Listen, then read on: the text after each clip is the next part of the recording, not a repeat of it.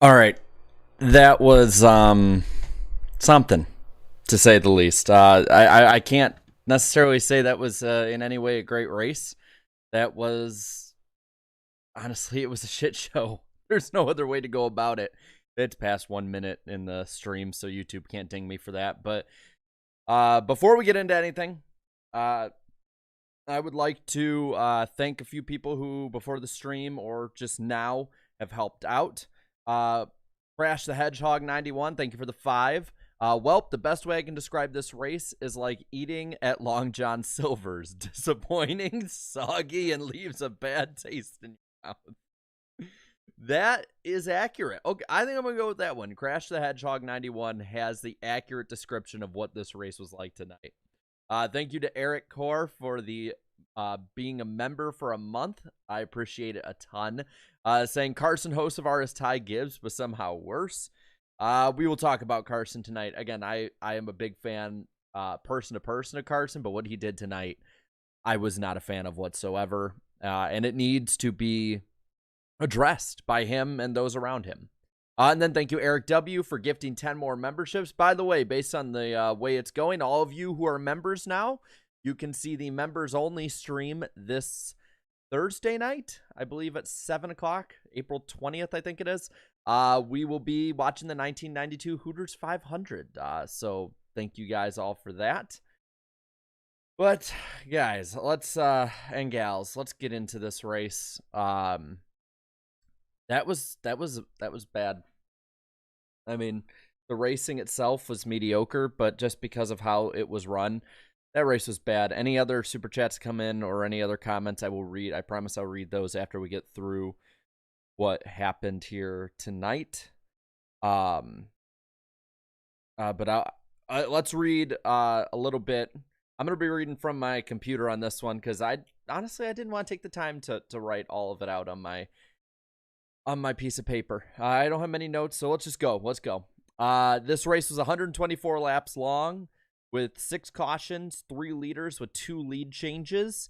And on the books, it will go down as a 1 hour, 23 minute, and 39 second race. But this was it was just a lot to get through.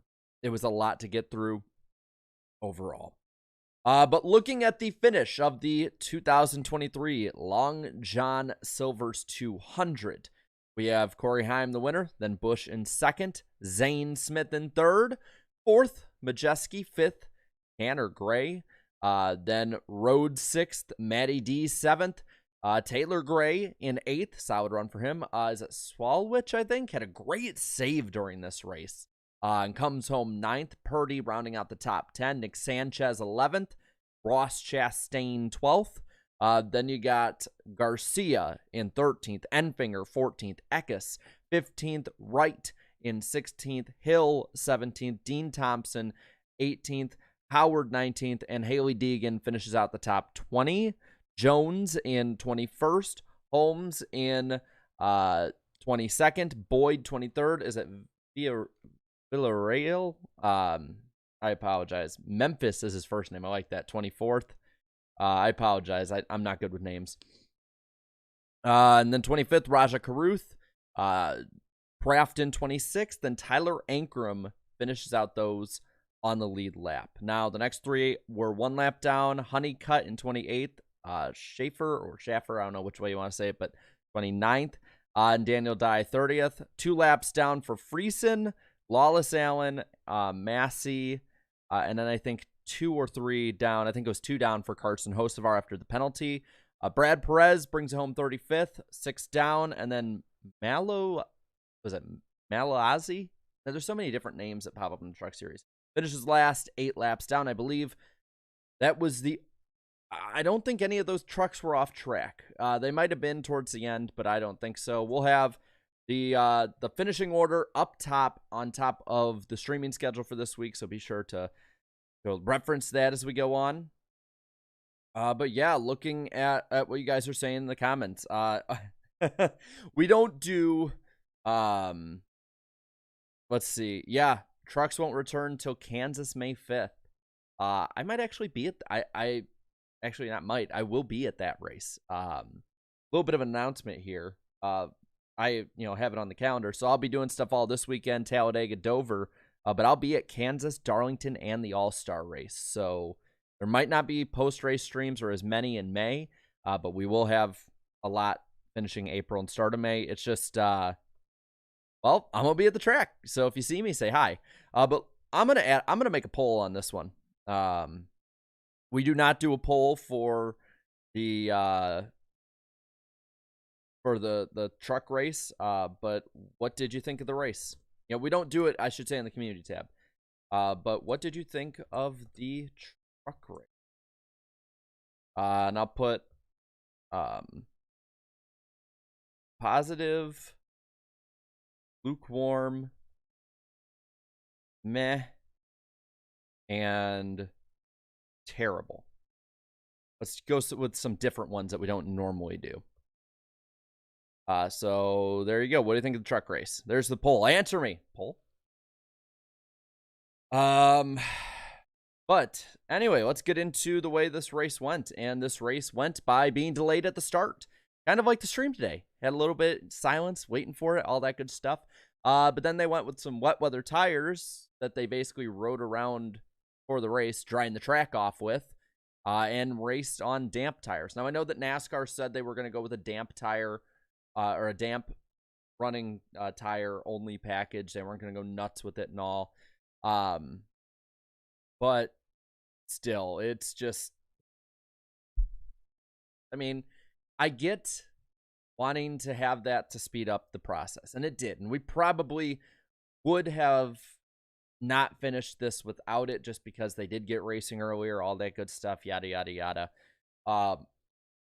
So maybe it's we're blessed that we had it just so we could get through the damn night. But yeah, Michael Waltrip said it was fun. I don't know about fun. But I guess it's like this. I think NASCAR did good in some aspects in getting the race started, getting them running, all that good stuff. But I think in other aspects, they didn't do great. The truck teams, I think, only had... I won't be at Dover. But the truck teams, I think, only had one set that NASCAR gave them of wet weather tires that were basically damp tires. Then they ran them around forever, gave them 25 laps, took them down pit road, had them put slicks on, and never had them put them on the rest of the night. And I kind of ask, when it was just sprinkling a little bit early on and later on, wouldn't that, like, if the tire was that good to be run on a damp surface, is it that much different to run it on a surface that there's sprinkling or a little bit of rain, but not too much? Again, there's probably smarter people than me that have this right, but I honestly was asking that as a fan at home. Your tire, when we rarely race in any wet conditions with it, and then just sort of ride around, pat ourselves in the back on TV, and then head out from there. That's where I'm at. They rode around with a caution a lot. It reminded me a lot, minus the wet weather tires, I should say, of the Daytona race with the Truck Series, where it was just, whatever. It was just on and off, on and off, on and off, on and off. So it was not fun for me, personally. I'm looking at the poll right now. Holy Jesus. What did you think of this truck race? 2% of you have a positive opinion of it. I wish I was like you. 16% are lukewarm on it. 36% said meh. 35% now, and 47 say terrible. Will I be at Talladega? More than likely, no. But I'll be at Kansas, Darlington, and North Wilkesboro. Keep an eye out for we got some fun stuff coming up announcement-wise, so keep an eye out for that in the coming week. Thank you, Irvin Alvarado, for the 10. The rain tire seems, for the most part, in damp conditions, seem to run pretty well. NASCAR has to figure out now how to let the strategy play naturally on transition from wet to dry and vice versa. I agree. Whoa. I'll talk about that more in a minute, Irvin, but I just saw this in the chat. Same laps run under yellow as under green tonight. 62-62. Wow. Wow. That's like Daytona. All over again. All over again. This is like Daytona. So I guess we can talk about this. This is something that I thought when we had this happen at Watkins Glen, where they were racing on wet tires, and then from there, they would switch over to slicks, but they'd throw a caution more than likely, on some of these tracks when they were doing that. I think they should let them play it out. The crew chiefs should decide, because I think that, yes, early on in the race, maybe 3 or 4 cars stay out on wet weather tires and others, while everyone goes on slicks, and a sprinkling comes in or a rain comes in, they all pit again, and they get wrapped like 3-4 laps down. Maybe they could do that. And that would happen, and people would say it was boring. But I think that would prove who the better crew chiefs and teams and drivers were that handled it better. That's the way I see it. And I think that would be something really fun to look at, because say later on in this race, the rain's coming in, there's a bit of sprinkling, some people are going on pit road, they're going a lap, maybe almost 2 laps down, they put on the wet weather tires, these guys on slicks are starting to a little bit to get squirrely with it, and they have to go in while there's somebody who's been on the damp tires, per se, for 10 laps longer, gains more time on track. I think that would be a fun strategy move. Now, of course, there is the safety aspect. So I think that's the other side that NASCAR's looking at. I mean, look at New Hampshire in 2021, I want to say it was. So I get that too. I'm kind of like, I don't like calling them rain tires if you're not really actually racing in the rain. You're just racing in, you're racing 10 minutes quicker than you would have otherwise. Because then we had to ride around under caution because they didn't dry off pit road. So there is definitely some stuff to iron out when it comes to this. And tonight was not the greatest with it. By the way, click that like button. Let's get up to 100 likes tonight. And we're really close to 62.3K. So subscribe if you're new. We have subscriber mode on for you. But let's look at the first stage. Like I said, delayed start, blah, blah, blah. Kyle Busch goes to the lead on lap 6.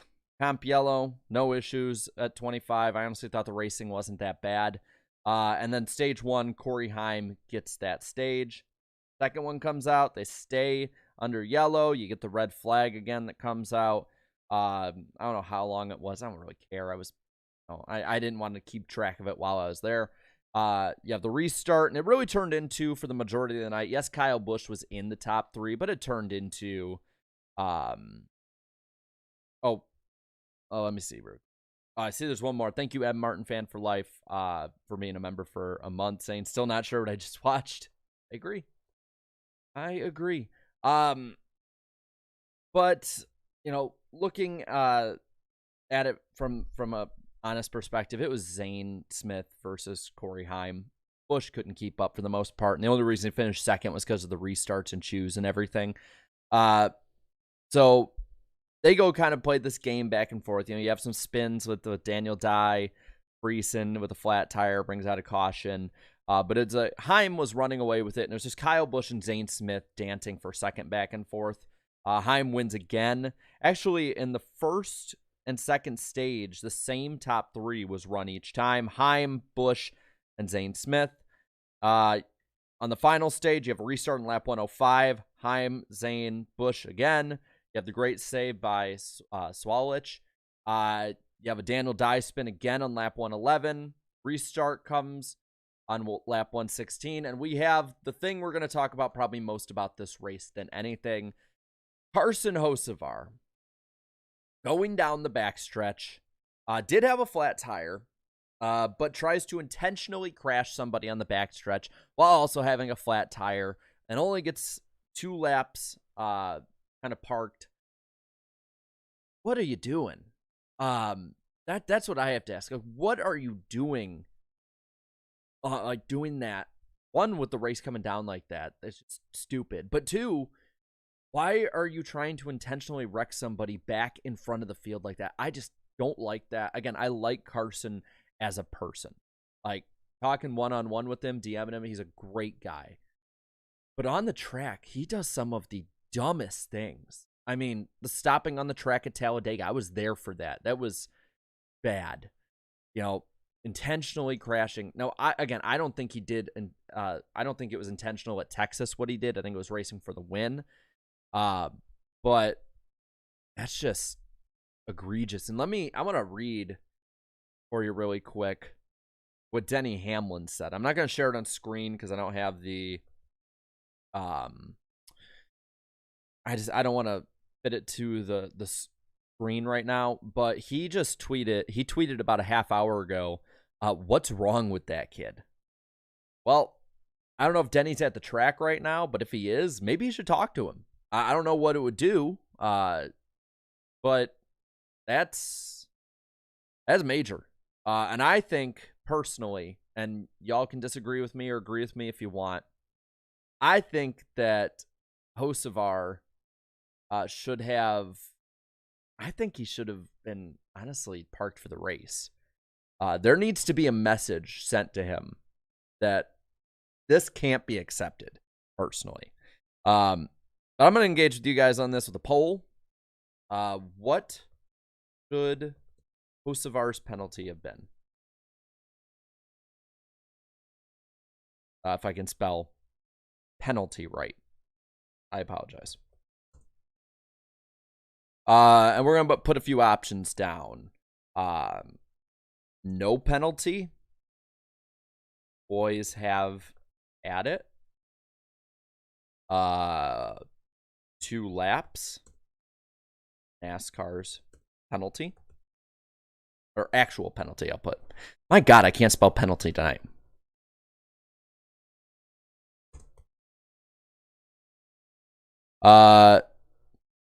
Park him or suspend him this week. We're going to go all aspects of it, from the most lenient we can be to what NASCAR did to a little further what a lot of people are asking to the most extreme. I want to see what you guys think. Now, I know it'll be a little slanted because I know that you guys are not the biggest fans of Carson Hocevar. But wow. That is a split coming out of the gate. And I can see back and forth what it's looking like. Damn.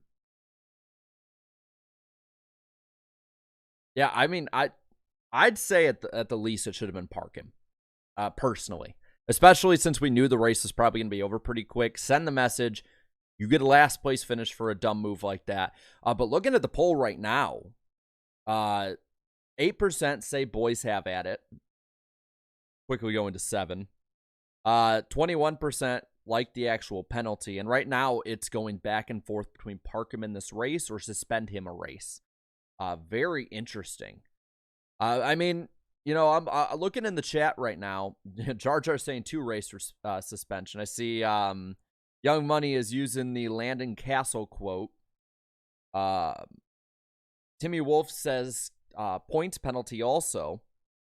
The Basic Geek says, I'm a fan of both these drivers, but Bubba was suspended for a race, so should Carson. So Carson should be too. Let's see. It keeps updating on me. I'm trying to read a couple of these. Another one, I love Hocevar, but I agree, park him. I like him, but park him. It's pretty much the same thing Bubba did to Larson with the drug. Again, very true. I like him. I felt bad when he got hurt at Gateway. Of course. I think all of us should be, but he is too reckless. Let him race is what Vincent says. Jar Jar says, these a 2-race suspension. Skid says, there's a mini debate on a thread on Twitter saying if he wrecked Nick at Kansas on purpose. I don't think that was on purpose, personally. This was definitely on purpose. Like, it was clear as day that he hooked it up hooked him to try and, you know, crash him into the pack, which is unacceptable. If it was unacceptable with Bubba Wallace, it's unacceptable with Hocevar, in my opinion. And if NASCAR is going to stay even with it, maybe you suspend him for Kansas. I don't know if that's the way they'll go with it. But it's definitely interesting, to say the least. Um, let's see. I want to fight is what Michigan Rail Fanner says. Uh, Carson Hocevar should go straight to jail or either pay $50 or roll doubles to get out, says MVR owner. Was Bubba suspended for the dump or for the fight after, says the gaming life. I want to say it was for what he did with the dump. I could be wrong though. Let's see what else we have. Eric Debbie says, y'all are harsh. Remind me never to piss you off. I'm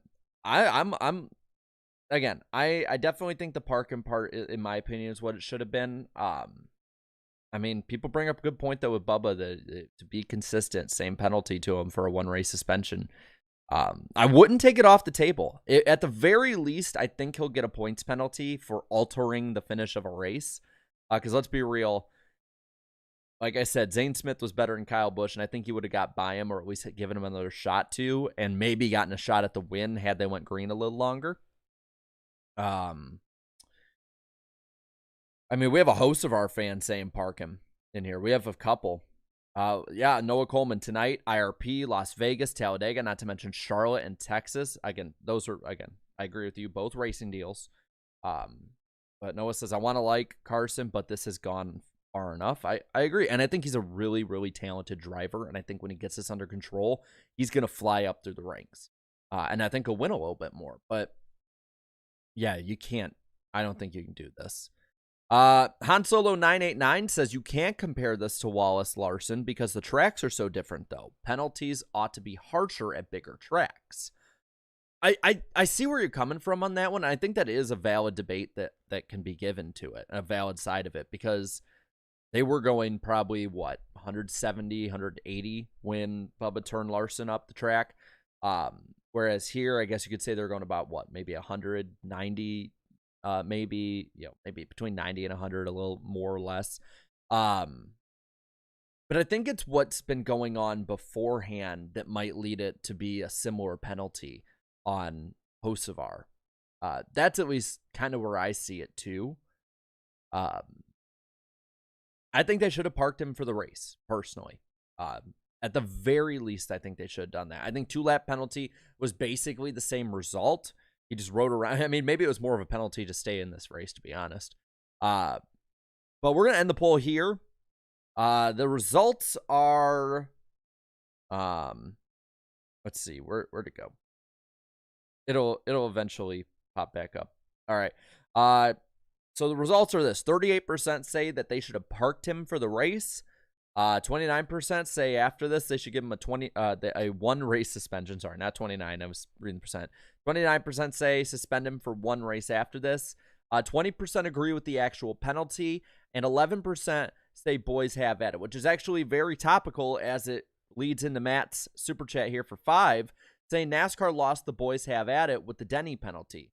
You got to be fair now, so sadly, got to penalize all drivers. Good point. I mean, the NASCAR seems to have been off that for a while, so I agree. You're not doing boys have at it if you're going after people for getting revenge. But it is the wild, wild west at this point, and NASCAR needs to gain some kind of control with it. So I think you're probably going to get a bit of a harsh penalty. And Robert, I am a Cubs fan, so are we still winning or losing, or is this the games are going by so fast now that I don't even know if it's still going on at this point. Like, let me check. Oh my God, top of the 9th, and we're winning 8-2. Nice. That's awesome. Go Cubs, go. Anyway, leading into the weekend, we're going to be doing post-race tomorrow after Xfinity, Cup on Sunday as well. Tuesday night, we got iRacing on this channel, Talladega NR Cup Series, race 6 of 10. Still got, I believe, 9 guys within 1 race of the championship, and Talladega could shuffle all that up. And then the NASCAR Weekly Podcast this Wednesday on Black Flags Matters channel. But guys, I've talked about this race long enough. We'll talk about it on Wednesday on the podcast. We'll probably have this debate again on Wednesday on the podcast and polls like that. But I think that we are going to end it here. I will see you hopefully tomorrow as long as weather permits. But I had fun with you guys. You guys were the highlight of my racing night. And I know that doesn't mean much because of the way the race was, but I actually mean I have a lot of fun with you guys. And I can't wait for the stream tomorrow. And yeah, it's Martinsville weekend, baby. Let's go. I love Martinsville's favorite track on the schedule. So I'm going to have a lot of fun no matter what, even if it's a bad race. But yeah, I think that covers it for the night. So thank you guys again so much. Oh, really quick. I'm going to catch that one. I keep missing the last super chats of the night. So Jimmy, thank you for the 10. Hi, that was a good race, and I like that that it did something different with the rain tires. This is a good test for Sunday because of the bad weather on Sunday. Well, I don't agree. I don't think it was a good race per se. I do agree it is a good test, and maybe NASCAR can iron some things out. By the way, be sure to like the stream. We're 12 away from 100, so be sure to like it when y'all are heading out. And yeah, I'll see you guys tomorrow. So, till then, have a good one. Night, everybody.